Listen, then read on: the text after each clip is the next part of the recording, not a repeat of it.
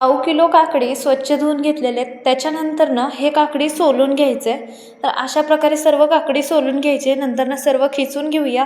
या ठिकाणी मी अर्धा वाटी तांदळाचं पीठ, 1 वाटी बेसन, अर्धी वाटी गव्हाचं पीठ टाकून चाळून घ्यायचं आहे. त्याच्यानंतर ओवा, जिरे टाकायचं आहे. हिरवी मिरची, लसूण आणि कोथिंबीर टाकून थोडंसं जाडसर असं वाटून घ्यायचं आहे. तर अशा प्रकारे वाटून घेतलं हे पिठामध्ये टाकूया.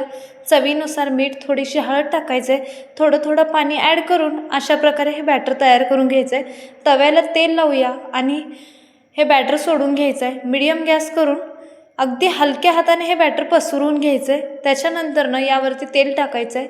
प्लेट झाकायचं आहे. गॅस मीडियमवरती करून हे वाफवून घ्यायचं आहे. प्लेट काढून परत एकदा दुसऱ्या साईडने पण प्लेट झाकायचं आहे आणि वाफवून घ्यायचं आहे. अशा प्रकारे आपला काकडीचा चिल्ला तयार आहे. याचा फुल व्हिडिओ माझ्या चॅनलवरती मिळेल. साहित्य खाली डिस्क्रिप्शन बॉक्समध्ये देते. धन्यवाद.